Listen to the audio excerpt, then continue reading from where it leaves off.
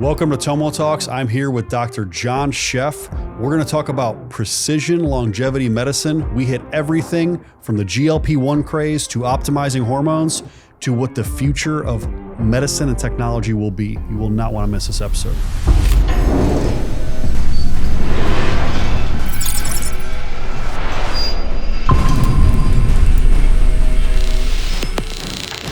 I'm just fed up with the absolute garbage that gets communicated with with complete authority and no accountability. Sure. Right?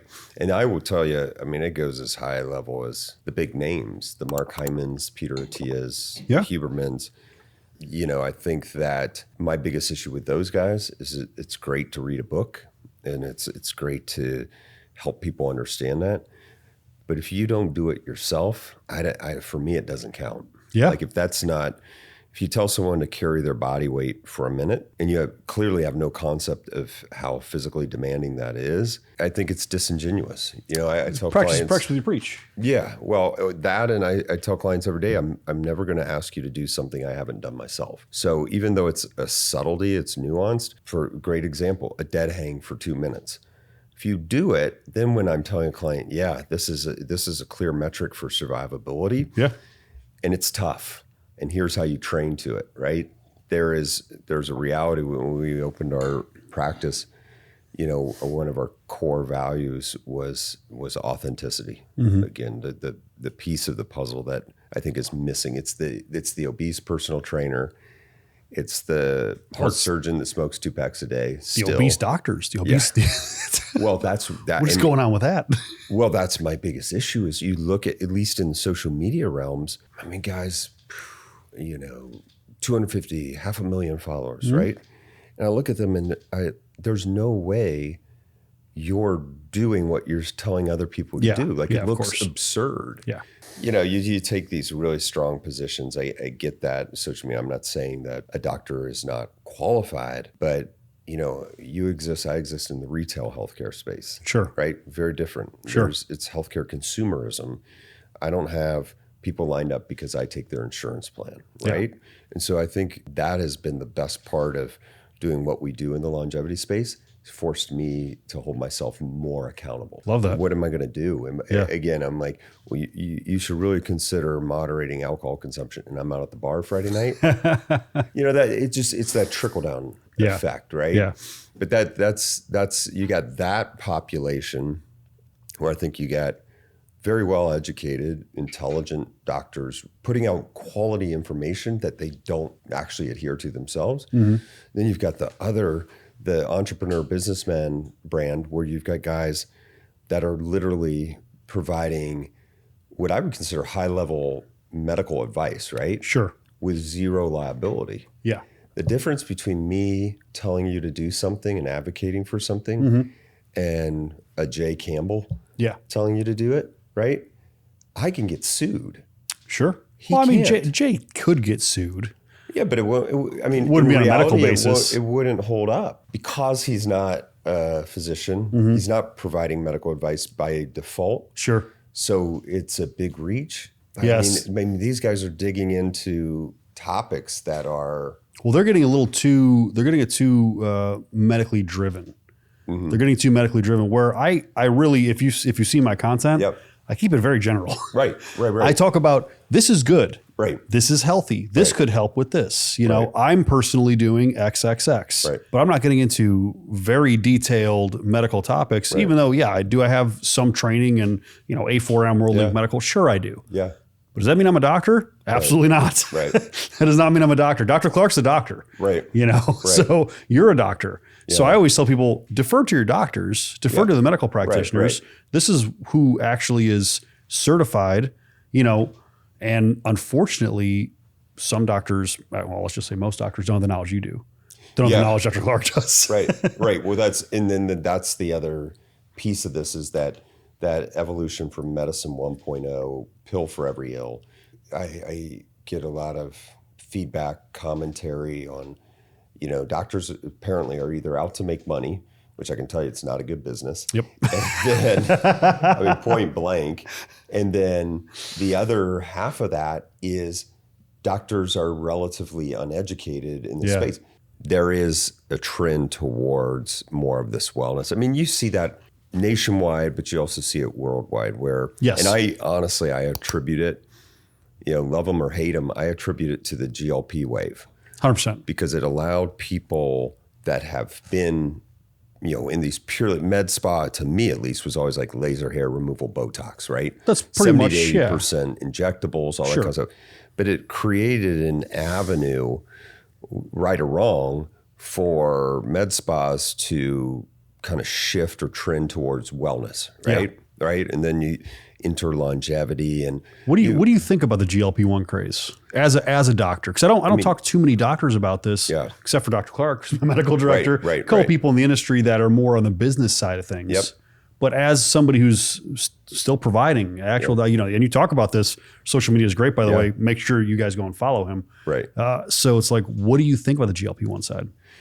Revolutionary. Okay. Revolutionary. First and foremost, weight loss drugs is, I think it's a terrible injustice to what GLPs are. Okay. If you look, I mean, historically, right, the first GLP was FDA approved back in 2005. So this class has been around, and iteration over iteration, generation over generation, as these agents have been developed, and we can talk kind of the high level science, but they just become more effective, and they become more effective at three things: reducing, slowing the stomach from emptying, so you feel fuller quicker. Yep. Pretty important, right? Yeah, if you're trying to moderate calorie intake, you're more satiated. Absolutely. Yeah. The most powerful, and I think now better understood and spoken about, but early on, no one was talking about the brain, the central brain effects, the impact on food noise, right? And again, I said it, I believe it. I'm never going to ask you to do something I haven't done. I did my own, GLP-1 journey through the process of, semaglutide, tirzepatide, now retatrutide. And what these agents do better than anything else in the history of the world is reverse insulin resistance. Sure. And if you look, I mean, you're going to find really quick that I have two soapboxes: get rid of insulin resistance and do it by building muscle. Simple solutions, right? Build muscle, reduce insulin resistance. You're basically going to live for a very long time. You unequivocally are. Yeah. I mean, when you look at reduction in all-cause mortality, right, and the correlates, I mean, that, by the way, is longevity. That's how I define longevity. What's the real pandemic and the real epidemic, the health epidemic here? It's obesity. Yeah, and it's sinister. It's pervasive. I mean, we can wax philosophical because there's a lot of layers to it. We can get some tinfoil hats in the room if we need them. Right. I mean, reality is people are making a lot of money off of Americans becoming more and more obese. Yep. They're making a lot of money. I mean, the diabetic industry, I mean, we spend some time there, but there's a lot of pontification about, diabetes, it's a disease, it's irreversible. I hate to say it to you, but I have clients all the time who are diabetics. Now, we do aggressive multimodal therapy. It's not just lifestyle, diet. It's GLPs. They play a central role, but how you dose and utilize them has changed dramatically. It's hormone optimization. Absolutely. Because we'll talk about the effects on men, right? In the not just the moral and integrity decline, but also just the health decline of men in general and how that's coming about. But GLPs, all you need to know about them is they improve insulin sensitivity, flip side of that coin, at a level of precision we've never seen before. Before GLPs, before semaglutide, really, and that data, we had metformin. Yeah. I mean, metformin is an old, dirty drug. Not saying it's bad. Sure. Well, it had some uses. It had some benefits. Absolutely. Well, listen, it was the only agent we had to address insulin resistance. I used it. Yeah. I used it at one point when I was in my bodybuilding career. I used metformin 100%. a few different times. Yep. Helping how my body was processing sugar and carbohydrates. And it was fantastic. I felt almost like I was cheating. Well, that's right. And we have a lot of, in my practice, I would say we're very device heavy. Got it. Every device is geared towards longevity, even if you're talking facial aesthetics, right? Longevity to me has an ROI. You make an upfront investment, you have a return on that investment. I love that. Right? Love that. That's the difference between what we do and, with all due respect, like a low T center, right? Okay, yeah, I'll give you a little testosterone, just enough, just a whiff to get you off the couch. Well, it's also cookie cutter. Me and you and Gary behind the camera. Fatal flaw. Yeah, God forbid your son as well. Yeah. All four of us walk in. We're all getting the same dose, same protocol, same everything. And the same MA is doing it, right? Yeah, exactly. Right? This isn't high level stuff. Yeah. But to do it right, I think there is a way to do that. With regards to GLPs, for example, I haven't done weekly dosing for a client in probably 2 years. All we do is microdosing strategies from a physiologic standpoint, from a side effect standpoint. Sure. You're getting the value without the downside. And that's true even for semaglutide. Yeah. Well, for the people that are wondering, because everybody's heard of semaglutide at this point. Everybody's heard, and what's the main drug called? Tirzepatide? Or? No, semaglutide. What's the actual? Ozempic. That's what it is. Yeah. Yep. I always forget the names. Yeah. I'm always calling them by their actual drug name. Right. So semaglutide, aka Ozempic.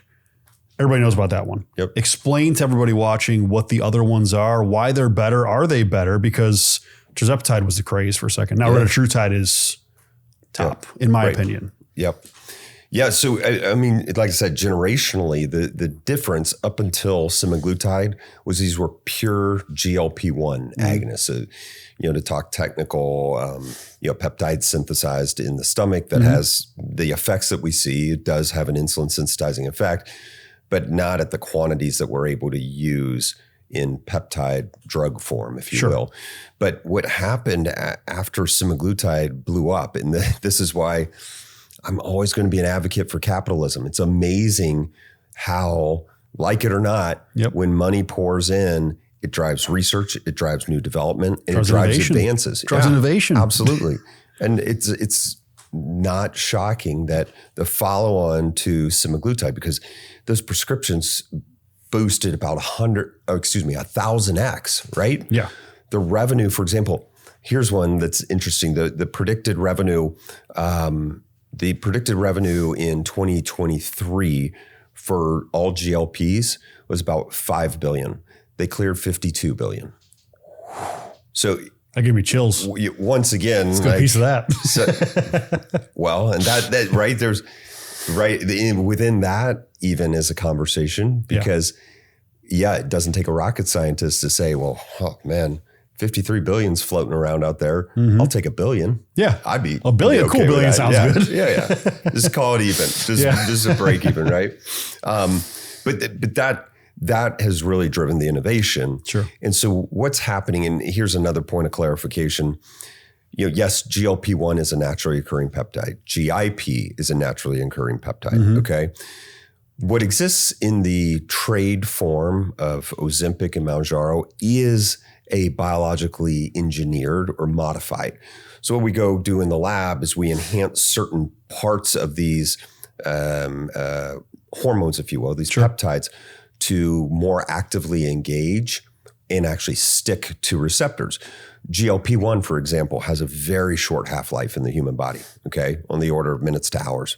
So to get the effect where it's lasting a week, there's modification to that. And so what changed between Ozempic and tirzepatide was the addition of a GIP, okay? But important, I know this is technical, but it's important to understand that tirzepatide was still based off of a GLP-1 molecule or peptide strain and then modified. Here's where it gets the game changed. We went from tirzepatide to retatrutide. And retatrutide is based off something called glucagon. Okay. So it's a glucagon molecule enhanced to also activate GLP-1 and GIP. So you're getting tirzepatide, but here's the thing. It actually has a fat burning effect. Not effect. It's more potent than anything we've seen out there. Why? Glucagon, okay, by definition, is the direct antagonist. It's the yin to the yang of insulin. Okay. Insulin, glucagon. So anything you think of insulin does, glucagon literally does the exact opposite. Okay, good information. Insulin prevents fat burn, literally. So here's an important thing too. And say that one more time for everybody. Insulin fundamentally prevents fat burn. Fundamentally. if you have insulin, here's the thing about insulin resistance, and hopefully we'll cover some of this too, but insulin gets a bad rap. Yeah. Okay. The problem's not insulin. Insulin's doing its job. In fact, it's busting its tail to keep up with lifestyle decisions, consuming refined sugars in massive quantities, which is massive. Really the biggest problem. That's the American way. American way. I mean, it is. Think about, you look across the globe. Yeah. You're maybe better traveled than I am, but Americans live in excess and overload. Oh yeah. That is the American way. And we're so proud of it, right? I just told you before, I think we were rolling. I told you I just got back from Dubai. Right. I think I saw like my first truly obese person when I got back into Florida. Yeah. It wasn't there. I didn't see it. I don't see it in Europe. I'm going to Prague next week. Yep. I'm not going to see it there. It doesn't exist. If you do see it, they're usually from the UK or the US. Mm-hmm. Is there a fat guy from the UAE? Of course there is, but I don't see it. Right. It's literally not in your face. Yeah. And I joke with my staff, we don't use the F word in our practice. Yeah. Okay. So bad word. Yeah. It's a touchy subject, right? Because heaven forbid you make something sound derogatory. Sure. When it's also going to kill you. And that's kind of what a terrible thing to do. Yeah, maybe that's my problem. I probably am a little too forward with my thinking and my words. But it's like I tell people all the time, like, no, listen, if you're fat, like I'm not calling you that to be derogatory. Yep. I'm not trying to shame you because you are overweight or obese. It is a serious health problem. It's going to kill you. You will die early. Yep. Do you not care about your life, your health, your family? Mm-hmm. This is a problem. This is so with the GLP-1s, the GLP, the GIP, and the glucagon. Glucagon. Thank you. With the glucagon, so that trifecta, I mean, that's really the future of what's going to happen with fat burning. Yeah. If you keep up with it, the prelim data that's already been released, right? Larger quantities of total body weight loss with less muscle involved, and that's a big thing to talk about. I want to talk about that for a second too. Yeah. Yep.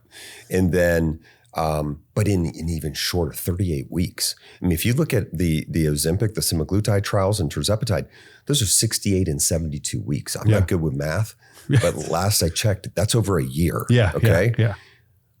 Retatrutide's doing that in 32, 35, 38 weeks. Just talking half time. Yeah. So now in what's fascinating, right? Because of all the, and talk about the muscle health effects, because I'm going to tell you, I advocate for GLPs in a healthy, fit adult male. Sure. And I'll explain why. But yeah, I'm really curious on that. But if you look at these accelerated effects of retatrutide, where everybody's mind goes is, oh my gosh, so they're just like muscles just falling off of them. It's actually the exact opposite, because glucagon, fundamentally, I mean, you said it. This is the difference between insulin and glucagon, right? Yeah. Insulin shuts down. And I'll give you the scientific explanation just to reinforce this point. It's going to be a little bit drawn out and boring. But if you consider the smallest free fatty acid, which is called palmitic acid, okay, we'll get a little technical here. That has 16 carbons. Okay, what does that mean? Well, the process to break that entire fatty acid down to energy, ATP, right? So we've got fuel and energy. That's another big thing that I think gets misunderstood. Sure. That process is 82 steps. 82. That's a lengthy process, arguably in the human body under normal conditions, 5 to 6 hours. It's a process, right? Okay. So insulin inactivates step 2. So you want to talk about something stopping everything from happening. Shut it. Yeah, it's not 40 steps down the road. Yeah. It's step 2. Wow. Okay. Hormone sensitive lipase, the hormone that's the enzyme that's responsible for beginning to break down the fatty acids is shut off. And here's what's interesting biologically. Not only is it shut off directly, but there are insulin related products that are actively being stimulated, building up inside the cell, that come around and secondarily inhibit it. So it's It's twice inhibited already. It is a foolproof system to shut down fat burn. I used to think this is true, and this is embarrassing, I think, from me, my perspective as a provider. But I used to have clients come in and they're, Doc, I'm doing everything right. They list off their things, and sure, it's maybe a little more nuanced, but the list is decent. Yeah. I mean, it's a good starting point. I eat clean, I restrict my calories, so on and so forth. And the weight won't budge. And when we're talking weight, they're really talking about fat mass, right? Sure. And between you and I'm embarrassed to say this, but kind of inside my brain, I'm going, probably not being accurate. Now, as I've done. Yeah, you're discounting them by saying they've done everything right. Right. You're saying, well, yeah, sure, but you probably didn't. I mean, is it true that Americans underreport calorie consumption by 50%? Yes. Is it that high? 50%, right? Wow. On average, people report 18 to 2,000 calories ingested, and they're more in the high 3s to 4,000. Oh, you look at how high calorie and fat and our food is now. Yeah. Not even fat, it's mostly sugar, like you said. We have a huge sugar problem in this country. Yeah, it's simple. I mean, I don't think it's a fat problem. I think we're overfueled, specifically with sugar, and undermuscled. Yeah.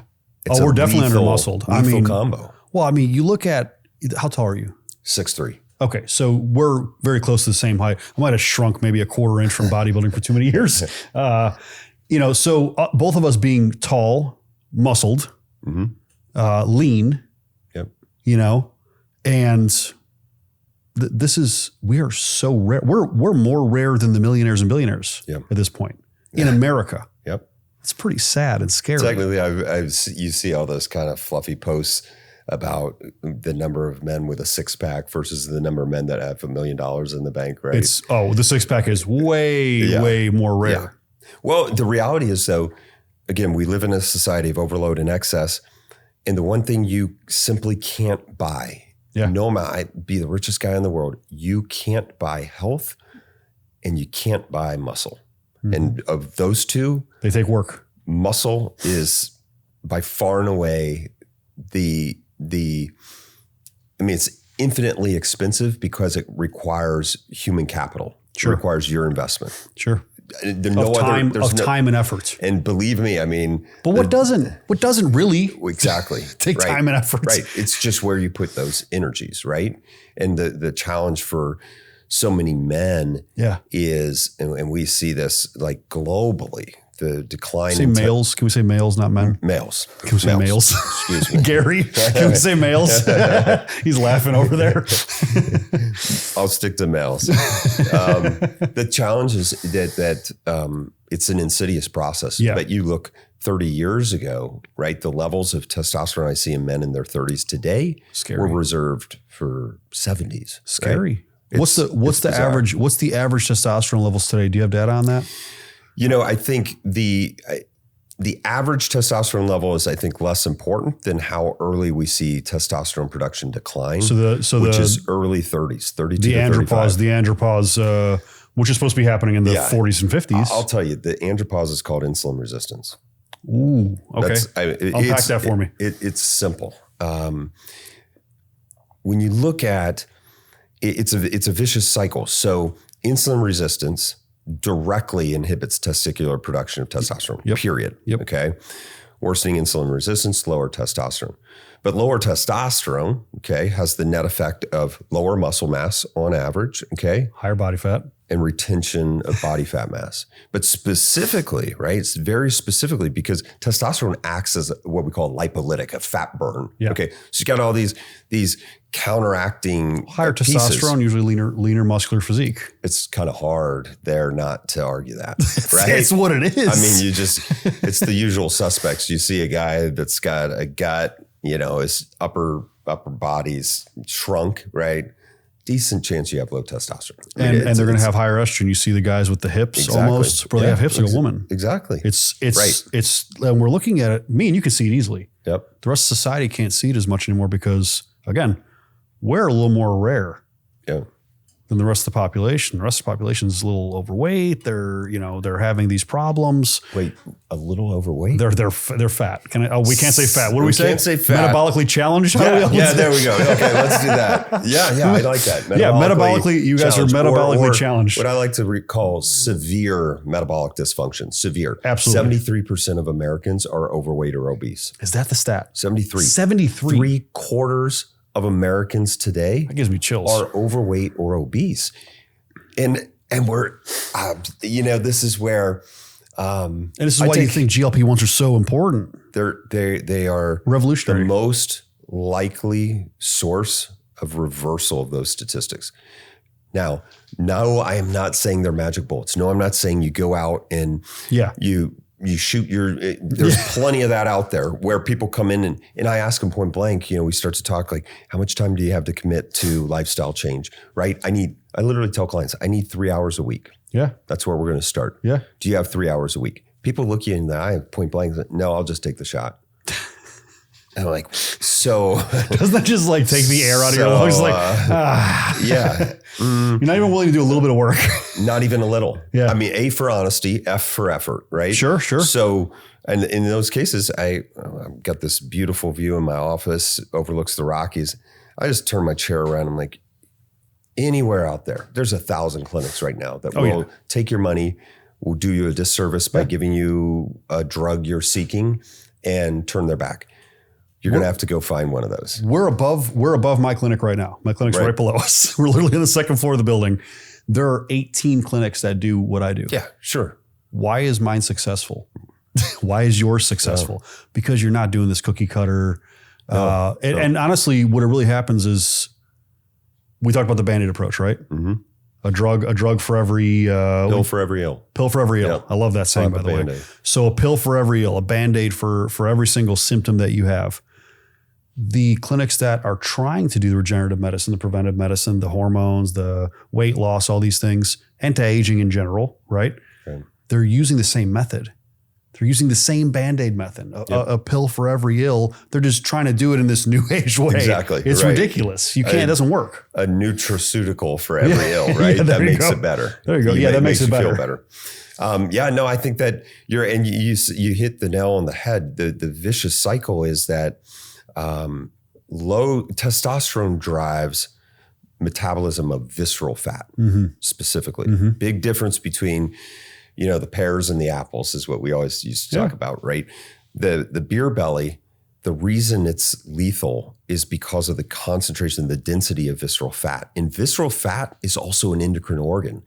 People don't understand, just like I would strongly state that muscle is an endocrine organ. Sure. So is visceral fat, specifically visceral fat, because it is continuously releasing inflammatory proteins, cytokines into the bloodstream.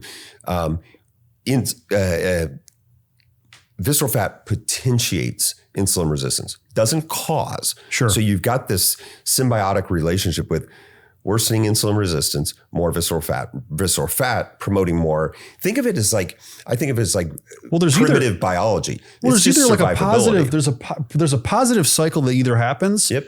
And the antithesis to that is it's a negative cycle that happens and it cascades negatively. Yeah, exactly. No, and that's everybody again too in social media land wants very black and white. Yes. This or that. Sure. Yes or no. Well, right? I mean, if we want to really do that, build more muscle. Yeah. Reduce insulin resistance. Yep. Minimize visceral fat. Right. We just solved every health problem that there is in America almost right there. You did. And if you look at the data, the data, that's not just hyperbole. Yeah, we're not just saying this. Yeah, it's not like, it's a metaphor. You're going to feel better. No. You're going to live longer, better, right? True longevity. Yeah. If you look at the net effect between under-muscled or the lowest quartile of muscle mass indices as we age, they have 150 to 200% higher risk of death from anything. Now, you hear that, and to me, the answer's somewhat obvious. Now, is it that simple? No. Sure. Do we have to engage a lot of resources? And then my practice is really built around efficiency, Shortest distance between point A, point B is still a straight line. Yeah. Okay. Yeah. The vast majority of people that are well-intentioned. Okay. If you, like I said, if you tell me, hey, I drink a fifth of vodka a night, I love pizza, and none of that's going to change, I'd like Ozempic. Say, okay, this is crash and burn for you. But there are a much larger cohort in the population that genuinely are motivated, that are genuinely putting in the work. Sure. You'd be amazed how many clients I bring on when I'm at the gym.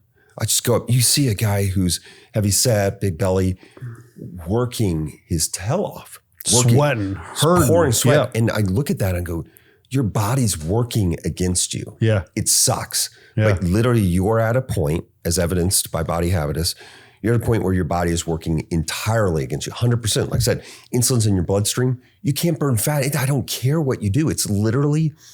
Well, it's the science. It's science. It's real. Pure and simple. And when I got really heavy into my own personal investigation into insulin resistance, better understanding the pathophysiology, the mechanism, all this kind of stuff, I mean, there's a lot of rabbit holes, but the simple truth is it is the precipitating end effector to everything. When we're treating cardiovascular disease, we're treating an end product of a primary problem.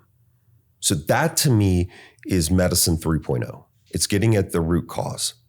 Love that. Okay. So yes, do I use, here's super controversial. Do I use statins in my practice? Yes, I do, to stabilize soft plaque. Okay. That's why I use statins, not to chase a number on a page. Sure. To stabilize soft plaque. We have better biomarkers now. Well, there's uses for every drug that's out there. Absolutely. It's now the way they're being used is the problem. Way they're being used, and I get the public discourse around statins, for example. Are they overprescribed? You can make an argument that they are. They're most certainly a Band-Aid. Again, you're treating a downstream effect of a central problem. Are they improperly prescribed according to longevity and health? Yeah. Well, again, if you look at the net negative, and also consider, once again, I mean, cardiovascular disease is indeed still the number one killer in the United States today. Yes. It's important to point out, though, the difference between mortality, death from cardiovascular disease, and next in line is cancer, all cause, in the United States. Okay. That difference in 2023 CDC data was about 690,000 to 613,000. Right there. They're almost neck and neck. Yeah, they're right there. Okay. So this idea that, oh my gosh, cardiovascular disease, but look at historically where we saw a continuing trend towards disease. Now, yes, we've improved all our treatments. We had to. People show up to an ER with chest pain, you better come up with a solution, right? And oh, by the way, if it's monetizable, you're a business guy. Well, right? yeah. Look at that. I can make my margins, right? And above. But we're treating this end product. Treat the end product to stabilize.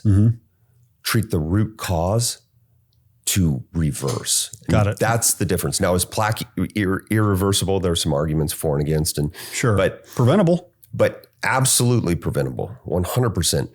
But even beyond, here's the thing where I think medicine 3.0 for me exists is it goes beyond prevention to prediction. I can anticipate if your fasting insulin is 20 today, I can tell you what you're going to look like in 10 to 15 years. Okay. We got to be evaluating people critically at a young age. By the way, LabCorp, I don't know if you guys send people to LabCorp. A fasting insulin is like $57 cash. Yeah. That's the best $57 you're going to spend. Absolutely. Now, granted, you're always going to get the pushback. Well, I run 18 miles a day and this and that, and I still have heart disease. Yeah, right? About 5% of cardiovascular disease is directly attributable to genetics. Sure. Okay. But it's still arguably genetics plus lifestyle. Okay. It's hard for me to believe that it's not, that lifestyle has nothing to do with it in any case. Right. It's almost impossible to me. Well, and again, there's always those 1 in a million scenarios. Sure. Yeah. Let me say not impossible, very improbable. Yeah. But I'm sure there are people out there that lift heavy, that are, all these metrics, and they have heart disease. And we've again, the driver has been the consistent, it's the number one killer. Yeah. So we've invested a lot in understanding. I think that benefits the people that have genetic predisposition. It doesn't change the fact that the vast majority of cardiovascular disease is principally preventable. Okay. And lifestyle related. Lifestyle related. It all ties back. But here's what's interesting, right? You talk about all these biomarkers in the cardiovascular space. We've come a long ways.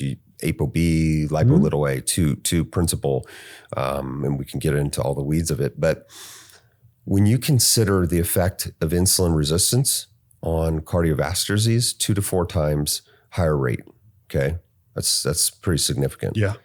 But here's the thing. Insulin resistance progressing to diabetes increases cancer risk, specifically colorectal and breast. That's where you have the most evidence, 2.5 times. Where's the correlating effect there? What is that? How is it causing it?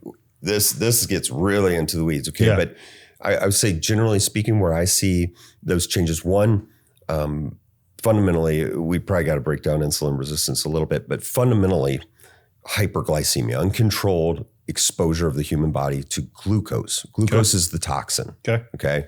We'll talk about that breakdown, but glucose is what's killing people. It's not insulin. Like I said before, think of it this way. Let's do this real quick. So insulin is like the well-meaning, pretty dumb, simple-minded older brother. Okay.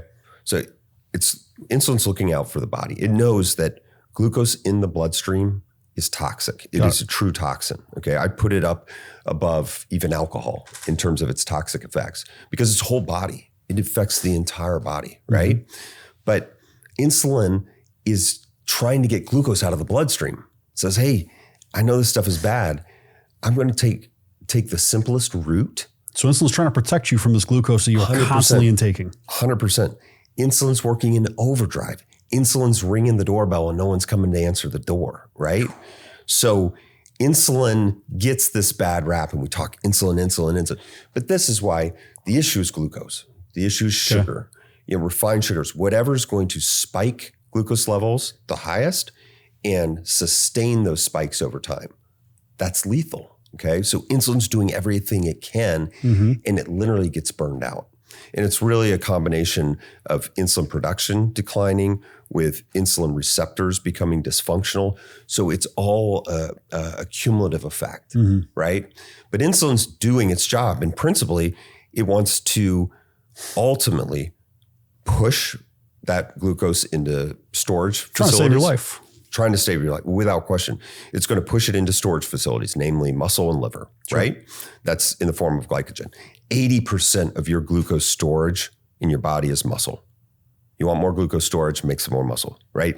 We're going to see some recurring themes here. It's really that simple, right? Muscle as a human factor is directly antagonistic to insulin resistance by definition. Yeah, the more muscle you have, the least likely you are to have insulin resistance. Literally, problems. If you could create a theoretical model where all you did was add muscle to some animal, human, whatever the case may be, right? That by itself, and you trended fasting insulin would come down. It has to. There's no other. That's the biological scenario. process. That's the biological, right? You can't beat biology. Yeah. That's the thing. Like this whole biohacking, I mean, with all due respect to the Dave Asprey's, like, in 4 minutes a day. Should we touch on this? I can juice you up, right? Now we've got bioregulators, biohacking. Like the greatest biohack is the one that actually reverses all conditions. Okay, that's you want to talk. People are like, well, what's the trendiest biohack? I want to go work out, bro. Resistance. I want to go to the gym again. I was already there this morning. I want to go to the gym again now. It's that simple, and yet people will come in and pay. Right? They'll pay tens of thousands of dollars for a drug. that actually might hurt muscle. Okay, I'm not going to make that link because the will hurt muscle thing is an absurd statement. Sure, and that's a failure of the system. And I want to touch on the muscle idea real quick before we get into the rest of the biological processes. There was a lot of talk about semaglutide. I've seen some wild posts, by the way. Semaglutide, tirzepatide. I haven't seen anything negative on retatrutide yet, but there will be. Somebody will come out and call it out. And they were saying that it was killing muscle, it was killing brain tissue, it was making people, like basically brain dead, all these weird things, right? And I remember one of the things that we were telling patients, my practitioners in the clinic, they were telling everybody, hey, don't forget to eat. Right. Eat protein. Right. Specifically with semaglutide. Yep. because people would not eat. And they were like, oh, I lost 40 pounds and half of it was muscle. Right. Well, you didn't eat any food. Your body still needs food. Right. You still need protein, right? Yep. So tell people about kind of like what the new age meds, specifically, I don't think anybody's really using semaglutide as much anymore. At least not where we are. No. Yeah. Tirzepatide and retatrutide are pretty much the kings right now. Retatrutide being the main. Yep. Are those preserving muscle mass? Do people still need to worry about it? What kind of diet should people be eating with these? And then we can get into lifestyle stuff too, because I want to talk about the biohacking. Yeah. We should call a little bit of biohacking. Yeah. Because I do some cold plunge therapy. For sure. I do cold plunges. I have a sauna. I think saunas are great, by the way. By the way, biohacking. Okay. Yeah. To me, biohacking is about efficiency. It's about creating, again, the definition, gold standard definition in longevity is reduction in all-cause mortality. You reduce the likelihood of death from anything. We want to live to 150. We want to live to 150. So that's our goal. That list of biohacks is pretty short. Yeah. Okay. Yeah. But also pretty accessible. Sauna, 40% reduction in all-cause mortality. 4 to 7 days. The Finnish or the Scandinavian country. They live for I'd say go sauna. Yeah, sauna's the best. I can't put those numbers with cold plunge. There's huge benefits we could get into. But again, make this simple. Yeah. People want to take 15 pills instead of go to the gym for 45 minutes. And eat well. Yeah. I mean, it's just and then people are like, oh, this is really expensive. I tell every client, I say, show me your food bill. Yeah. Food and entertainment. Put it on and oh, by the way, it does include alcohol, folks. Yeah. Right? Well, alcohol is poison. I'm saying this and I'm not being a hypocrite because I will enjoy some alcohol here and there. Well, how do you do it, right? I have some balance, as I say. Do I know alcohol is bad for me? Of course I do. Do I try to mitigate it with everything else that I do? Yeah, I do. I try to mitigate it. I enjoy cigars. Yep. I like cigars. Is tobacco good for you? No. Mm-hmm. I'm never going to call somebody out and say, I live this perfect life. Yeah, right. That's what we said before. I mean, and that is something that is a priority to me as a physician, is meeting people where they are. Yeah. Right. If I tell you to do the Brian Johnson approach, 33 injections, 55 pills, this powder at 1:32 a.m., the likelihood anybody does that, even the most motivated person, you're going to even just simply forget something. Well, it may be well-intentioned. He's going to be a super cool case study for what the future of anti-aging tech will be, I think. Yep. Because he's so extreme. Yep. By the way, he looks like shit to me. I'm sorry to say this. This is why I'm not trying to call you out, but I just don't. He doesn't look healthy to me. Yeah. I feel like I need him to go outside and sit in the sun and touch some grass. Yeah. The vitamin D thing you question, right? I mean, I'm like, it's just, I don't. Vitamin D, all of the talk about the anabolic effects of vitamin D, you gotta get a little sunshine. Just a little. He just looks pale to me. Yeah. It hurts me a little bit. I'm sorry, Brian Johnson. Yeah. If I ever talk to you in person, I apologize in advance. No, but if I met Brian Johnson, I would say thank you. Yeah, 100%. For being the one guy out there that's willing to do it yourself. Yes. And report back. Well, if I'm going to sell you a peptide and I'm going to tell you this is a great one, right? Oh, Sloop is one. I don't know if and Sloop and BAM 15 or 2 have to do with mitochondrial energy. Okay. You're basically, by the way, creating an inefficient. That's what most people are looking for. To burn fat, you need an inefficient fuel management system. Okay. Does that make sense? Yeah, it makes sense. So you basically go in there and disrupt the normal processes so the thing starts working in overdrive. Guess what? Consumes more energy. Yeah. Okay. But you look at these peptides, okay, and you got these guys up on there. Jay Campbell's one of them, who's up there. Oh, I've increased my calorie burn and I just wake up in calorie burn mode. And these are easy things to quantify. Easy, cheap, okay? Do indirect calorimetry every day, every week. If you're going to sell me something and profit from it, I feel like you owe it to yourself, much less your consumer, to have some viable evidence of what you're saying. Oh, this is the most shredded I've ever been. I'll be blunt here. I'm not that impressed. I mean, you're not that shredded. Anybody can see the upper 2 abs. It's the lower part, right? I mean, why? Listen, I have pictures of me absolutely shredded. Yeah. And I'll tell you what. I feel like the definition's reasonably standardized, but it's amazing now. I have doctors blowing me up, trolling me and going, well, I'm pretty shredded for my age. What does that mean? I don't want to be shredded for my age. What? Yeah, exactly too. That's like, I want to be shredded for 20. Yeah. How's that? Where does that put you? But I mean, okay, what's your body fat percentage? Yeah. What's your visceral fat index? where are the metrics? Yeah. These are easy things. Buy an in-body. You're making enough money. Buy an in-body. I use a Pinoe system for calorimetry, metabolic testing, and freaking do it once a week. Yeah. Okay, if you're going to claim something increases your calorie show burn, me the data. It should be very obvious. Oh, right? Yeah. The reality is it's not. No. Right? It's not. I consider myself not even in shape. I'm in shape for most of the population, but I know when I was in shape. Right.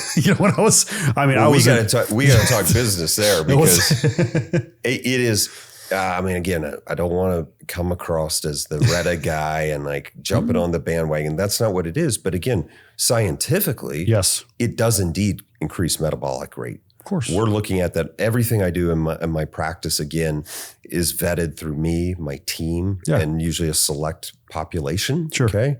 And I'm looking myself at my own calorie burn week over week with Retta, extremely low dose Retta, right? So your dosing protocol is microdosing. Microdose. And for me, if you look at the pharmacokinetics, the way the peptides interact with the body, in every other day protocol is optimal. Yes. Monday, Wednesday, Friday. Most are doing different. once a week. Is that correct? Correct. Well, that's what they were indicated for. But you got to look to the origins of all the scientific evidence around GLPs is in the diabetics. Sure. Well, I mean, they still different. They still advocate. A lot of endocrinologists and urologists are still treating testosterone with a biweekly injection, which is insanity. Yep. It's insane. Yeah. It's crazy. I microdose testosterone as well. Good. Yeah. Good. I love it. Do you do sub-Q or IM? I do shallow IM shoulders. Okay. Yeah. It's, it's probably, depending on how lean I am, it could be sub-Q, it could be IM. Right. Depends what it is. My shoulders are pretty lean. Yep. So it's like, I don't really, the sub-Q, I've never liked sub-Q, even some of the peptides, I never like injecting in my stomach, my lower abdomen. I hate it. Yeah. So I'll go right here on this hip area where you have a little bit of skin and fat. Right. It works perfect. Yeah. It's my favorite peptide protocol. Yep. Yeah. No, and I think you're absolutely right. It shocks me that I still have men come in on testipinate weekly, and you're like, man. And you wonder why they have to use got every side effect under the sun. Of course, they have to use an aromatase inhibitor just to function. Yep. Exactly. Which I don't suggest. We do still have them and provide them at extremely low doses if needed. Most people never need them. Yep. Well, there's a role, right? And there's what gets lost in that too. I think this is more kind of bodybuilder community. Yeah. The anti-estrogen approach, right? Estrogen is a critical hormone. Everything in the body is about balance. Like that's common sense, I think. I say this constantly. My therapist tells me all the time, you just need more balance. That I'm like, I don't believe them. I don't believe therapists. These high performer guys that are like, if you're seeking balance, you're not seeking performance. I mean, it is somewhat a direct conflict statement, right? Yeah. But that to each his own. Okay. But the balance between sex hormones, okay, and then the other key regulator that we touch on but we forget about is cortisol. It's all a balance. So specifically in men, and this is what I tell guys, I'm like, I actually have a little more wiggle room in a male. Yeah. Because I can directly, the cortisol to testosterone ratio, okay, is what drives central obesity, right? High cortisol, low testosterone exacerbates central obesity. Again, it feeds into that. High cortisol will lower your testosterone naturally. Correct. Right. Yes, exactly. Yeah. So it's all these things. I mean, they're like you said, forward momentum gets you going in the right direction. Yeah. But going in reverse, I feel like it's easier to gain momentum in reverse. It's a cascading negative effect that just kills everything. Yep. And people wonder why they're on this hamster wheel of literally reverse. Right. They're on a downhill slope. Right. And it's really hard to correct that without correcting some major factors. Right. I advocate for the testosterone, obviously, the GLP-1s. Yep. And real quick on the GLP-1s, so I want to hit this before we get into anything else. listen, we're going to talk about retatrutide. Yeah. Okay. The prime right now. Yeah. I mean, and there may be a better one coming out. Who knows? I would tell you without a doubt, by the way, we'll circle back around to this hopefully sometime. The things in the pipeline, now say it plainly, the abuse potential for the things in the pipeline is off the charts, right? But where capitalism 101, where there is money, there is innovation, right? Yeah. So looking to the near future, probably the next 3 to 5 years. Yeah, there's going to be some major advancements. Incredible.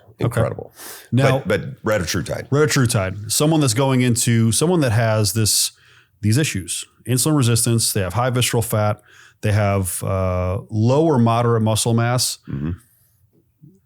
Do they need to worry about the muscle wasting effects of GLP-1s, GIPs, all these things? Do they need to worry about that? If they do, how do you combat it?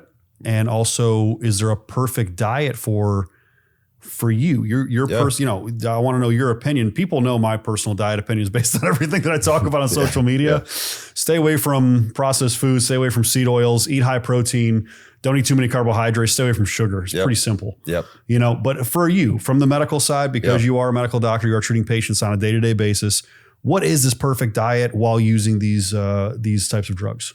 Well, I think the first issue here is the muscle wasting phenomenon. Okay. It's important to point out, by the way, there are countless studies looking at highly calorically restricted diets, just a diet itself. I mean, all semaglutide did was make it easier to restrict your calorie intake. To be in a calorie deficit. Being in a severe calorie deficit, 500 kcals per day consumed, which is absurd, right? On average, 70% of total body weight loss is muscle. So it's actually, we didn't land on something new. And this is where it's like, well, Ozempic does this. No, Ozempic reverses insulin resistance. No, Ozempic does suppress appetite and enable a much more restrictive caloric episode. Okay. Simple. That's what it does. Okay. You have a severe calorie deficit. Why do we tell people, to get lean, you want to be in a maybe 300 to 500 calorie deficit? And I'm going to argue against that as well. But because it's moderated. Got it. Okay. If I'm in a 1,800, which we've seen with Ozempic, that's a problem. Yeah. Yes, you will lose muscle, right? Because you are going from fasting good to starving bad, right? What does starvation physiology look like? Cortisol off the charts. It's one of the most stressful things for the body to encounter. Well, your body thinks it's going to die. Yeah. You're going to be stressed. So guess what happens? It literally shuts down anything but essential organ functions. Your calorie burn, your basal metabolic rate declines over time. It doesn't work. We've proven that. We know that. So however I use a GLP, which by the way, I still use semaglutide in my practice, principally for addictive behaviors. Semaglutide, that what we've experienced, and this is anecdote, show me the paper. Listen, we're not there yet, right? Yeah. But anecdotally, I still see semaglutide as the most potent of this next gen, gen 1, 2, 3, in terms of that food noise. But food noise is a dopamine phenomenon, right? Yes. We're seeing so alcohol consumption. We did an ad hoc interclinic study with our patients who were on semaglutide, 98% reduction in alcohol consumption. And these were people that looked me in the eye and said, "Doc, don't touch my booze. When I'm on the golf course, I'm going to drink my beer." Drinking, And they come back 3 months later and like, I may have a beer, right? So it still has a role, but go advance to retatrutide. Okay. Without question, glucagon is the anti-insulin, but glucagon is also strategically muscle protective. It turns on switches that say, whatever you do, don't consume the muscle. So it is by nature, by definition, muscle protective. So is it protecting the muscle against what the GLP and the GIP are doing? Is that kind of how the triple actions? I mean, effectively, the GIP and GLP, right? Yes, they slow stomach emptying. Yep. Talk about the effects on the pancreas. But the big one is suppressing appetite, the food noise, the central driver. So does it counteract those effects? I will say this about Reta. My observation, personal experience with it, is that is the least impactful on food noise. Okay. Okay. So if you have a food noise problem, maybe retatrutide is not the one for you. Yeah. So tirzepatide may be a good middle ground. Okay. Do I think be all end all, we should all be on retatrutide? I can make a strong argument for that. However, it's contextual. So that's what you said. Like I can go get the cookie cutter recipe, and that's called low T centers of America, right? Sure. You may get something, but it's not going to be tailored. It's whatever they have on the shelf. That's whatever they're doing that month, maybe whatever they got the deal on, right? That's what you get. And you, me, everybody in this room gets the exact same thing. Right? Well, and this is why I love talking to people like yourself, supporting clinics like yours, because this industry is still so much in its infancy. And it's funny, every time I have a podcast or I do any collaboration with somebody that somebody else would consider a competing clinic or a competing business owner, I'm like, guys, this is a big world. I said, we can coexist literally next door to each other and probably feed each other. Exactly. It's about changing the framework of what medicine and what the industry is. Right. Getting away from this Band-Aid treatment, getting away from this, treating every symptom into treating root cause. And the root cause really is insulin resistance. I'm glad. And lack of muscle mass. Listen, I love that we can agree on that. I could disagree on everything else and I'd be good. Yeah, no, it's it. I mean, it's a root cause. We are in much more agreement than I think a lot of people would be with you. You have people arguing on your posts. I love it. Yeah. You know what I mean? Right. So what's the optimal diet for somebody in your opinion? Or is the optimal diet what your diet is? I tell everybody that everybody's diet really is probably different. You know, it's very hard for me to tell somebody to eat the amount of food that I eat. Right. I eat a lot of food. My calorie intake is much higher than people realize. Yep. For me to preserve the muscle that I have, I'm built skinny, very thin wrists. You know what I mean? A thin bone And by structure. the way, it takes effort to eat a lot of food. It sucked. When I was in bodybuilding, I hated it, brother. I hated it. Which is what's mind blowing. You think then like, how does someone, because realize I have to force feed myself. 600 pounds, okay, you have to eat to keep that weight on, literally. Now, again, your body's working against you. I get all that. But in reality, fundamentally, it's still an energy equation. If you're working, burn 6,000 calories and you eat 3,000, you will lose weight over time, regardless, right? So it takes huge amounts of effort and energy to eat at that level. And yet people do it. And I mean, that's the American way. It's easier to eat that high amount of calories and the high amount of sugar and I think it's easy to be obese.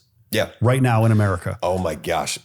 This is great. This is a great way of looking at it. It's easy to be fat right now. It's easy to be obese. It's the easy way out. Yeah. It is the easy way, without question. It's the cheapest, easiest scenario you can accommodate. Which used to be the exact opposite. Yep. So I turned 40 2 weeks ago, Gary. Yeah, 2 weeks ago I turned 40. Nice. So it's all downhill. Listen, I feel like I'm 25. I feel amazing. So, yeah, exactly. So number. At 40, I'm looking at this and I'm like, man, I remember when McDonald's, when I was growing up, used to be a treat. It was more expensive than eating healthy at home. Yep. And it's completely reversed now, where it's easy to eat processed cupcakes and fast food and BS and high sugar. And now it's more expensive to just eat lean, natural foods without contaminants. Yep. Well, it's literally next to impossible. I'm not going to say it's impossible. Listen, if you've got a private chef, maybe. Yeah. If you've got hours on hand, and that's what I said. I have to meet people where they are because you can only do so much for lifestyle. I have 9 startups. I have 2 young children. You have 9 startups? Probably. Let me give you a hug after this is done. No, you should hit me in the hit you in the head with something. Like, hey, that's. I love that. But I mean, like to get to the top, there's only one way. Yes. So everybody's looking for the shortcut. Still only one way. Yeah. Right. My younger brother, who's still in Ohio, that's who we were with this weekend. Made his first $1 million in his early 20s. Sick. Incredibly successful. And the guy still today, right? 20 some years later, still first guy up, first guy online, first guy working. It doesn't change. Everybody's looking, or then people are like, oh, I do this 2 to 3 years and then become passive. No. I'm afraid not. There's no such thing. There's no such. There are some passive things. They're called investments. Yep. Yeah. Right. But the work, no, it'll never change. You have to put in the work, and it's uncomfortable. So here's the science behind discomfort, because this, I think, is so important. It's all interconnected. When you talk about males. When you talk about males looking to perform better day over day, which is, I think, requisite to being a man. I've got responsibilities. I have to provide for my family. It's not okay for me to progressively decline. It just doesn't work. No. To me, it reflects on a lack of commitment to my own family, right? I suppose, it's like I would die for my family, or I would take a bullet for my family. Sure.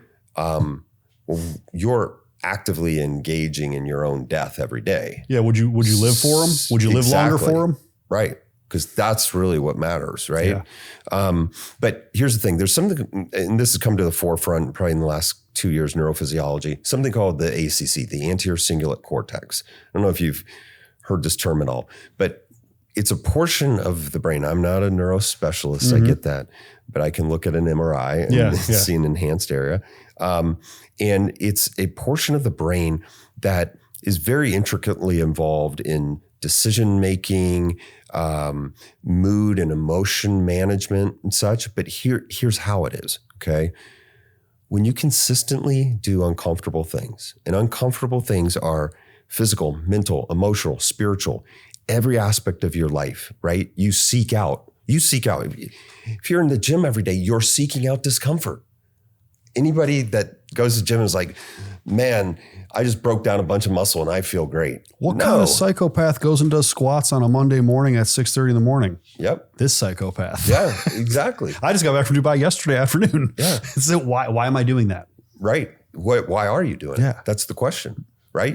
You're 40. You're surrounded, I'm sure, by a lot of things that would say, you don't really need that, right? Correct. But this is another thing Dave Asper, I heard him doing a talk. He's like, it's easy to do something day over day. And I was like, if it were easy for people to do something day over day, you'd see a lot of people doing it. Yeah. That is the hardest thing to do. Consistency and persistency is what equals success. Yeah, without a doubt. That's it. Right. And consistency, the one percenters, I mean, the Cal Ripken phenomenon. How do you get in the Hall of Fame? You get on base every time. Every time. That's right. Forget about the number of guys that are home run kings in the Hall of Fame versus the number of guys that consistently got. And by the way, it's a lot harder to do that. Oh, yeah. Every single at bat you're performing. But the thing is, this anterior cingulate cortex, so based on MRI studies, actually grows. It enlarges. Okay. Almost think of it like a muscle. It grows and it atrophies. Guess who has the consistently smallest ACCs amongst general population groups? Obese people. Wow. Because obesity, now again, it's nuanced. I'm not saying it's a hardship. You have no idea how many times when we go to the gym. Today, I'm going to go again. Nice. Bro, I'm excited. Yep. Like, I'm pumped to go to the gym again. Right. You're literally. I want to go do hard shit. Dude, yeah, that is it. I mean, lift heavy, how do you get a stronger grip strength? You carry heavy stuff. Yeah. Well, what exercise? Carry heavy stuff. Carry heavy things. I don't care what it is. Stop using straps. Yeah. Have you ever seen, bro, his grip strength, by the way, did you shake his hand? Yeah, exactly. It's like a gorilla. Exactly. It's like a handful of bananas. Yeah. Shaking your hand. This thing's monstrous. My old trainer, this guy I just loved. I adored him. He was kind of old school bodybuilder guy. He said, never F with a guy with big forearms. He's like, those are the people that'll pick you up by your neck. Yeah. You don't need big biceps and triceps. If someone's got big forearms, walk away. Yeah. It's never going to end well. Yeah. You shake someone's hand and it feels like that, it's probably not worth it. It's just not worth it. Yeah. No reason. I mean, he hits you. It's like getting hit with a brick. Yeah, for sure. Well, like I said, I mean, it doesn't even need to hit you. Just grab you, choke you by the bare hands. Yeah. So it is proven, I think, reinforced scientifically. This isn't like, I'll just do harder stuff. It'll make you better. No, it'll actually strengthen. And by the way, this portion of the brain equates to resilience, right? Because if you constantly expose yourself to uncomfortable things, your brain says, I can handle more discomfort. It's, right? You look at it differently. It's going to hurt squatting, but you also understand sort of that secondary, tertiary fun or reward because you know what's coming at the end. Oh, yeah. But you only know that because you've done it time after time after time. But the point is, for obese individuals, there's also that positive momentum effect where your brain actually does begin to grow. Yes, it's uncomfortable, but if you get 3 months in, you'll look back and it's less uncomfortable now than it was then. Sure. Oh, because you built resilience. Well, working out to me, people are like, how do you find a time and how do you do this? I'm like, it's like brushing my teeth. When I wake up in the morning, I use the restroom, I brush my teeth, I drink some water, usually with salt and lemon in it. Yep. You want to get technical, I hydrate. Yep. I'm dehydrated in the morning, so I hydrate. What's the next thing I do? Go to the gym. Mm-hmm. I go to the gym. It's like breathing. It's like eating, It's not hard anymore to go to the gym. Now, is it hard to push myself in the gym some days? Oh, yeah. Yeah. Oh, yeah. Have you done it long enough? Personal trainer. Yeah, yeah. I reached a point in my 30s. It was like I realized, I looked myself in the mirror. I'm like, I can no longer, and it was a tough realization, I can no longer extract maximum value out of my own body. I felt like that. And part of that is like, oh, woe is me. The part of it is like, no, I'm going to make an investment in someone that can beat me into the ground and drive results. I'm still motivated. Sure. But you're juggling all this stuff. So you just told me you had how many startups? Yeah. Man, I almost create one a week, I think, Gary. I think I almost create a new thing to do. It's fun. I mean, it's fun. It is. Hard. It's hard. It's a challenge. And once again, just like your muscles feed off protein, your brain literally feeds off challenges. That's the science of it. It's not. And this portion of your brain actually grows. Physically grows if you trend it on MRI. And like I said, it also atrophies. Avoid things that are hard, it shrinks. And guess what that looks like day to day? Your emotional, your mental, even your physical resilience, your ability to recover, your ability to experience hard things and right the ship become less and less and less. So this actually makes a lot of sense. Goes in both directions. With the males today. Yes. Well, we're at least where I'm in Denver, I was bizarre. We were at church and one of the pastors was talking about, the couples he counsels. And he said more than 50% of the couples he counseled have a primary breadwinner, if you will, in the woman, which I don't have any problem with that. I love it. I have a slight problem with it. But, well, I from my male perspective. Yeah, well, right. So I have to be honest, I would too. Yeah. Simply because from my personal perspective, I'm sitting there going, and he said, and the guys I'm counseling are at home playing video games. I'm like, yeah, right. The self-respect piece would be like, bro, it's horrifying. I can't look myself in the mirror. That's horrifying to me. But there is an element of enabling. The pendulum is swung, in my opinion. Yeah, agreed. Me raising a son is, I think, way more challenging today because it's not going to come from anywhere but me to challenge him as a man to, why do we travel for work together? Because I don't want to just be dad that's gone. Dad goes and he works and he provides. Mm-hmm. And that has value because otherwise they're not going to get it other places. Well, it's not going to get it in school. They're not going to get it. School. I mean, they're confused about who's human and animals and cat people. I mean, it's just a free for all. It's a free for all. Yeah. And that's been a breeding ground for, and you're right. Now that I think about it, because I have a daughter. Mm-hmm. So I have a daughter. I think about it. I'm like, wow, which one would be more difficult to raise in this environment? They're both difficult right now, but raising a boy, you're right. It's probably more difficult now. Where before I would say, maybe before having a daughter, I would say, oh, it's gonna be harder to raise a girl. Right. Maybe more stressful at times. Yeah. Periods, for sure. But for a boy, you have the entire world combating. Yeah. What is a man? Yeah. Exactly. Not a male. It's yeah. And it's a sinister phenomenon. And I totally understand that it's a reaction to in truth, a bygone era of extremes. Okay. Sure. Yeah. So what's happened in the past, I can't really do anything about. What's happening now is there's almost a complete disconnect from what I perceive and believe to be a male role. And so guys, dare we say masculinity? Jeez, because you got to say toxic. It's toxic. You have to say toxic. Masculine, you have to say. It's very hard for me to say anything masculine in my perspective is toxic. Right. Yeah. Right. No, I think that for young men, they've got it really easy. Yeah. And guess what we're going to see? Higher rates of obesity. I mean, complacency kills, right? We said that in the Marine Corps.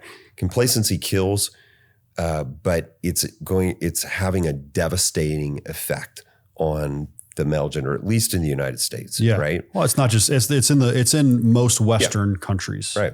Right. Where I just came back from the Middle East. Masculinity is very propped up there. It's very clear what's feminine and what's masculine, and they really stay very separate. Right. It's not just might be the other side of the coin, right? That may be the bad side. Yeah, it's not just. I don't know if I can consider it bad or good. Yeah, I look at it as at least there's clearly defined ideas of what men are and what women are. Right.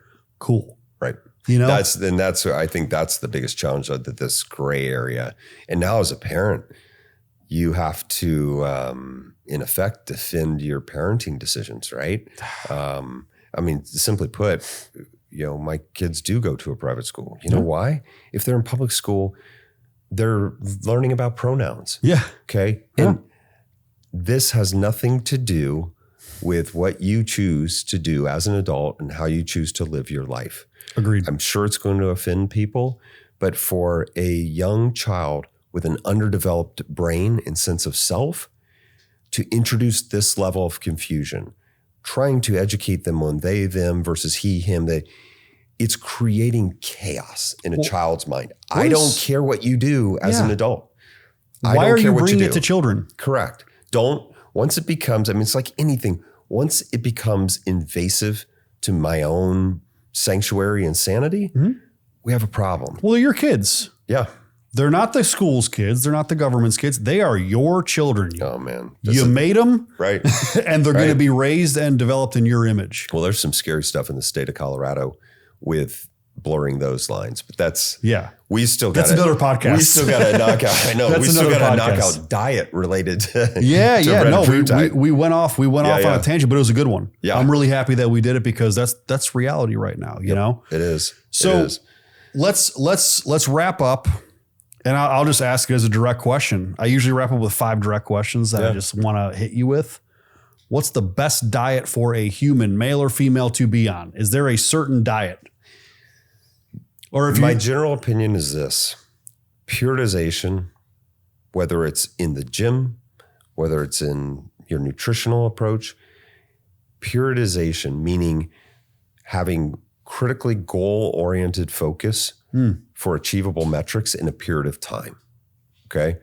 That's the best diet. So this is where the great debate exists, right? Should we be eating 1.5 grams, 2 grams per pound of protein day in, day out for the rest of our lives? The answer is no. Okay. It's not. Largely because it's not necessary.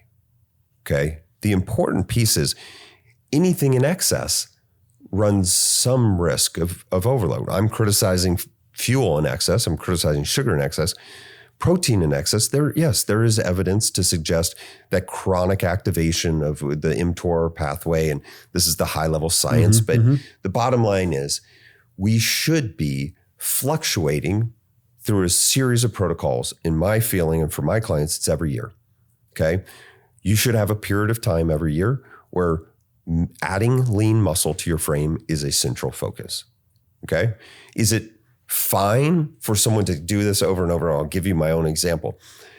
Yes, and I need it. You probably need it just from a sanity perspective. Sure. And I know this is a more involved answer than you probably want, but the reality is just like undertraining has risks, metabolic dysfunction, so on and so too does overtraining. Absolutely. And that's the biggest challenge as we age is, I don't know about you, I tell my clients, the last 30 should be better than the first 30 because you did a lot of stupid stuff in the first 30. You're learning, you're ignorant and scary. Part of the aging, part of the learning process. Stupid human tricks is what I call them, right? So you go through that phase.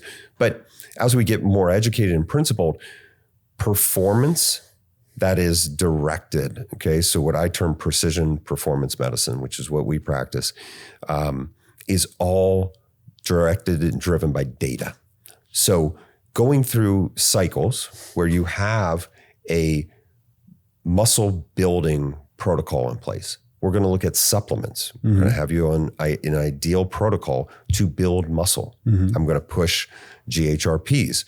We're going to make sure your testosterone is fully optimized. Men and women, by the way, but definitely males. We're going to look at anything that can moderate recovery and injury prevention.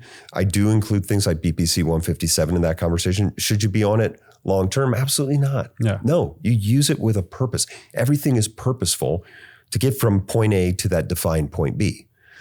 I would submit that I like at least 6 to 8 months of the year to be muscle focused. We can debate that into the ground. But the moral of the story is it's not month over month, because here's why.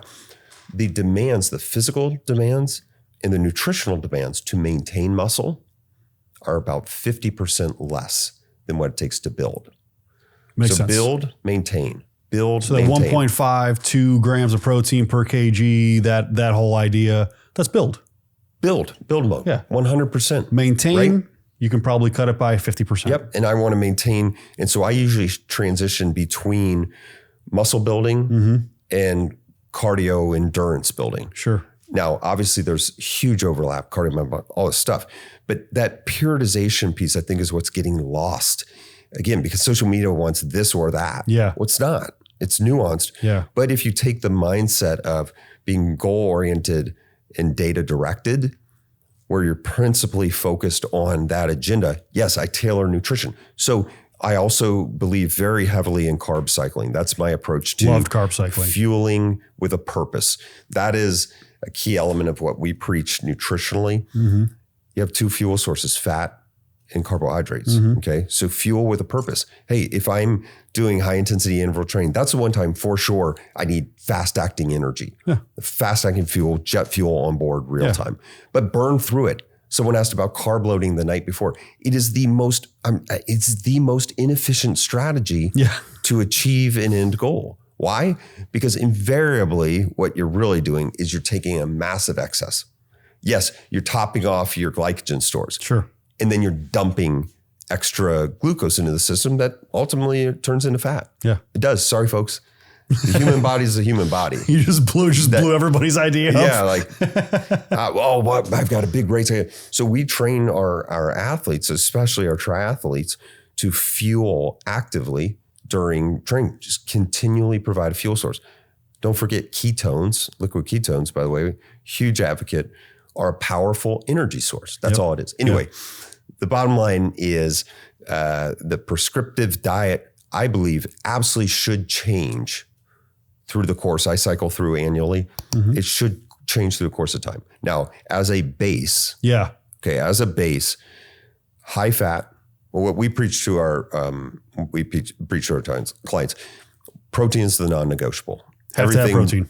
You have to have protein, and defining that protein goal based on training goals and lifestyle. Be carb conscious or carb aware. Okay. And fats are your friends. Quality fats. I agree with you totally. The seed oil thing, we get lost in those weeds. Anything that's inflammatory, that's going to cause inflammation. It is. This is something you just go away from. Absolutely. And I would also say I wouldn't die on that hill if the other hill next to me is the refined sugar hill. 100%. Right? Oh, I'm with you. It's like lessers of evils. Putting seed oils, pro-inflammatory, omega-6s into the bloodstream has a toxic effect. I'm assuming the person that I'm talking to is not eating cupcakes every 45 minutes, because that's ridiculous. But most of the population is. Yeah, right? Exactly. Right. Yeah. Oh, yeah. That's the challenge. So being carb conscious, carb aware, avoiding hidden sugars, understanding. I mean, what kills me, I just saw this new animal-based Prima protein bar. Okay. That's what they're promoting. And it's got 15 grams of added sugar. Okay. I look at that and I go, but it's from honey. Yeah, but it's sugar. It's sugar. It's never going to change. So Am I critical of added sugar? Yes and no. I mean, moderation is key. If that's do you use natural sugars? Do you have any natural sugars in your diet, such as like fruits or honey and things like that? That we got to do another podcast for. I just wrapped up a pure fruit, extremely high fruit 5-day diet. Wow. So 5 days, sure. Right. You absolutely. I'm going to come to your office for the next one. We'll do that. Yeah. Because they don't come to my bathroom because you want to cleanse, just eat a ton of fruit. Yeah, I've done that on accident. But yeah, I moderate sugar intake and yes, fructose is still a sugar. I mean, it's better in a whole food source. Don't disagree. Sure. But I earn my sugar is how I view it. So everybody listen to that. Simple refined sugars, I try to avoid. Yeah. But if I'm going to take on board fuel, I'm going to take it on with a purpose. Yep. Right. Yeah. And then again, fats are your friends, high quality, but saturated fats play a role as well. Right. The extremes we go to. And so I would argue a more keto friendly approach for that sort of base diet has dramatic health benefits over time. Sure. Right. And then people say this too.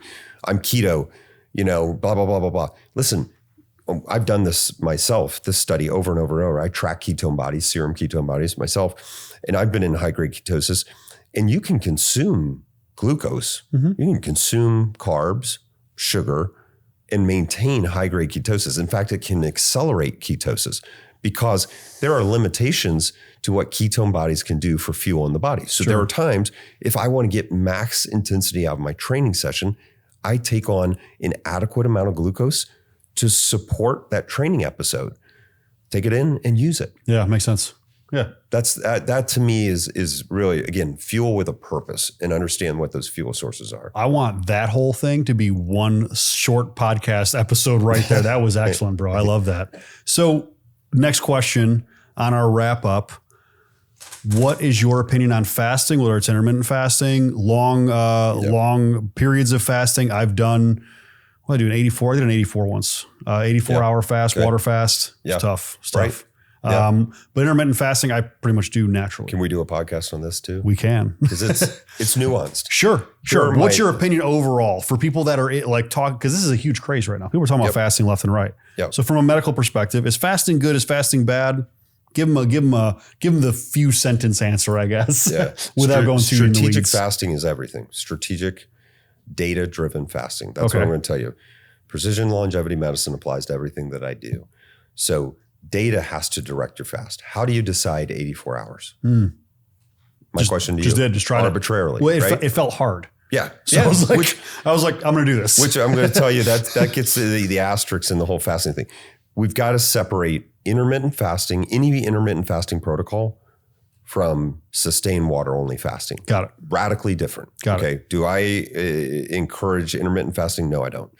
There is the evidence, a large meta-analysis comparing intermittent fasting and the global health benefits, biomarker change, all that. It is equivalent to any other calorie restricted diet. That's what you're getting at. So yes, if it's a means to restrict calories, but I got to throw this in, I'll keep it short, but there are two ways to achieve an energy imbalance, okay? Restrict your fuel source or burn more fuel. Let me tell you, I don't talk about calorie restriction with my clients. I talk about muscle building, muscle growth as a principal effort. Burning more fuel over time. Cardio burns calories, muscle burns fat. Yeah. It's that simple.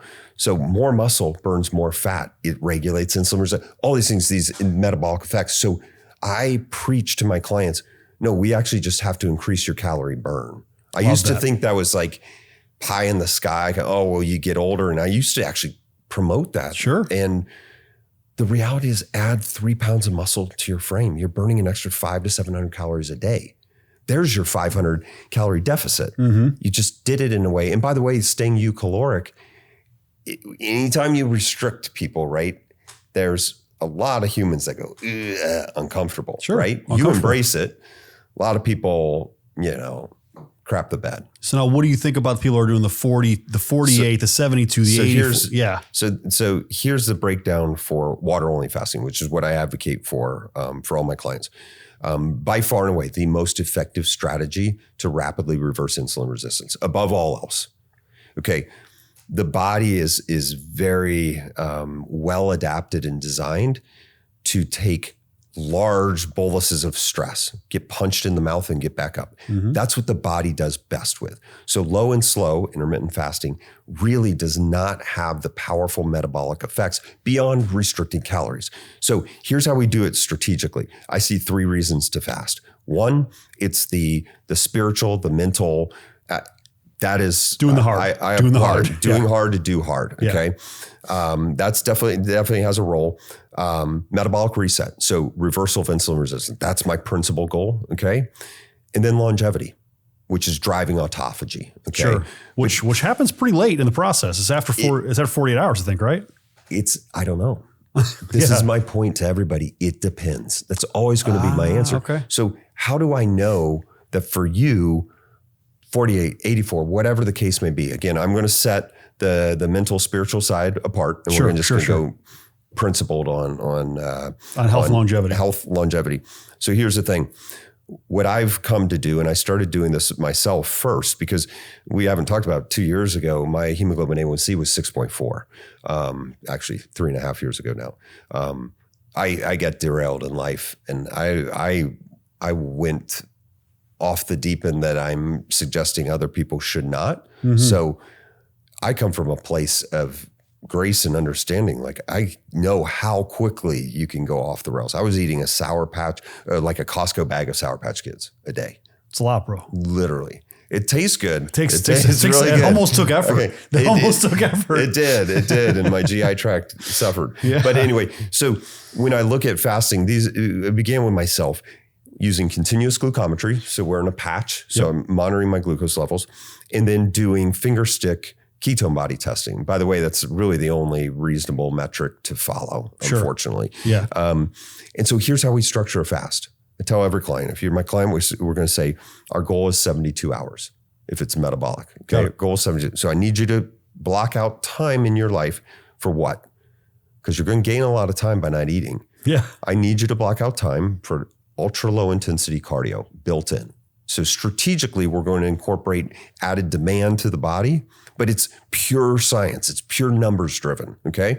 So we start with a baseline glucose level and a baseline ketone body level. My goal is to push the body to produce 2.5 to 3.5, that kind of threshold for ketone bodies. So low, moderate.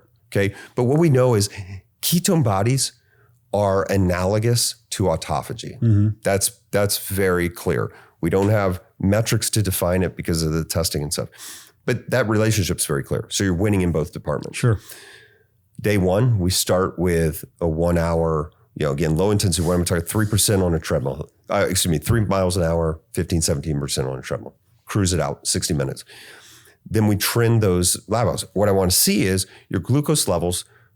As you consume glycogen, we want to deplete your body of glycogen. Glucose levels are going to drop, ideally into the 70, 80 range, okay? But everybody has different amounts of glycogen on board, right? I can't tell you who's going to do what. Some may drop at 18, 24. It's exactly. Yeah. Right? So we want to see that happening. And with that, we want to see that uptrend in the ketone bodies. Mm-hmm. So I know it's more involved than but it has to be more involved because the problem is, and I see this all the time, mostly like more younger women, they may, because they're under muscled, they may have minimal glycogen stores. And so we may be ending a fast and it's literally a phone call from me as they update their numbers in our app. Hey, you're good. Go ahead. And then we always break a fast with bone broth. That's consistently what I like to do. Just a quality protein, very low demand on the gut. Yeah. But that's how we define. And so people always say, well, should I do 96, or this absurdity I see on social media. I did 14-day fast. Why? Again, if you're a monk, I can respect that. Yeah. But if you're looking to preserve muscle, because what happens when you go from fasted to starving? Muscle becomes fuel. Yeah, 14 days is heavy. That's heavy. Yeah, but what's fascinating is I can tell you exactly when that happens in you. I don't know when it's going to be, but I can tell you when it happens. What happens? Your glucose, which has been like a flat line, actually starts to spike. Ketone bodies plummet. Why? If glucose is in the bloodstream, we already know the answer here. Insulin has to respond. It does. It's a biologic process. It has no choice. Sure. Just pure chemical process. As soon as insulin hits the bloodstream, it begins to inactivate lipolysis. The deal is done. Got it. So that's where I'm looking for that threshold. Once you do that 2 or 3 times, and by the way, my obese clients, heavily insulin resistant, we do that every 3 weeks, up to 3 days, as often as every 3 weeks. And I tell people we can break your insulin resistance. We can get you with a fasting insulin less than 10 in 2 months if you're willing to do this. Are they also doing the GLPs with this? So that's the other piece of the puzzle. The asterisk is this. This is probably where I use GLPs the most. So, continuous GLP, not necessarily. Yeah. But anybody who has concerns about their ability to complete a fast, if they're like, doc, 72 hours seems, I tried 24 and I failed. We bolus a GLP immediately before their fast. So Makes sense. I use it strategically to help moderate glucose levels, to prevent that drop, but get that stable low level, and then also moderate appetite, because that's where you're going to fail. We just use common sense. Yeah. If I can get you through that period. And so people will routinely report, I didn't really feel hungry. Yeah. I didn't really feel like I was that ravenous hunger. Yeah. So that's how I view it. Again, it's a much more analytic approach, but I think, we use GPS. How are we doing all this stuff blind? Yeah. Which most of us are. Yeah. Well, the data is number one. And when it comes to medicine, what you're doing at your clinic, what they do downstairs at Aspire, the data is everything. It's the only thing. Yep. Without it, you're like this. Yeah. You're just shooting blind at random things. Yeah. The aviation adage is you never have to take off, but you always have to land. So why fly blind? And yet 99.9% of people, again, the well-intentioned group, Sure, but guess what happens in about 3 months of busting your tail, working yourself to death, and not seeing results? Yeah. Well, how many people are doing that every day? Every day. Oh, I see it in the gym every day. And they're traveling like this. Yeah. Effectively in a big giant circle. It's an exhaustive process, resources, time, energy, Well, you don't get anywhere. Well, you wonder why people give up in the gym. You wonder why people give up on their fat loss journey. You wonder why people give up on their New Year's resolutions. Yep. They're not even solving an internal biologic problem that they don't even know exists, which is what podcasts like this are for, which is what you're doing on your social media. By the way, applaud you on your social media journey. Thank you. You're doing a lot. Low and slow. Yeah, no, it's doing progress. it's doing really well. I consumed all that content earlier on you, and we'll give everybody that's watching all of your socials, your business, everything. Hopefully not all 9 of your startups, but no, we'll just stick to the longevity stuff right perfect. now. Yeah. So what is one piece of advice, one piece of health advice from you that you can give everybody watching? Doesn't matter what their journey is, what their situation is. Maybe they're in perfect health. Maybe they're in tremendously bad health, overweight, underweight, whatever. What is one piece of advice that you would give from your medical professional side for people? Define your health status objectively. You have to know where you are if you're trying to get somewhere. The fatal flaw that I see, that I've realized in my own life, listen, man, I've done it all myself. I'm not going to ask you to do something I haven't done. And this is me, at least in my mind. I'm a intellectual, I'm advanced, I'm a doctor, right? I've made the same boneheaded mistakes. What changed the course for me? How do I live lean? I derive everything, every decision is based off of data. Mm-hmm. Data changes over time, but it's crazy to me to hear guys argue about, well, I'm not insulin resistant because I don't have high blood pressure. So what's your fasting insulin? Well, I'm not insulin resistant because I don't get sweaty after meals. Okay, but there's only one way to figure this out. So point being, go get a broad spectrum analysis, blood analysis, combined with body comp, if you want to do it right, body comp, body metrics, right? And put everything together, synthesize that to know where you are. Mm-hmm. And maybe healthy is rock solid healthy. Are there still things to do? Yeah. Would I still tell you urolithin A is probably one of the most potent substrates to improve mitochondrial biogenesis? Yes. Would I still put you on berberine? Absolutely. So there's stuff to do because I can anticipate in 10 years what is the most likely thing to happen. Again, medicine 3.0. But you have to have the information. And the days of like eyeballing things, right? Again, like we said, oh, I'm really shredded.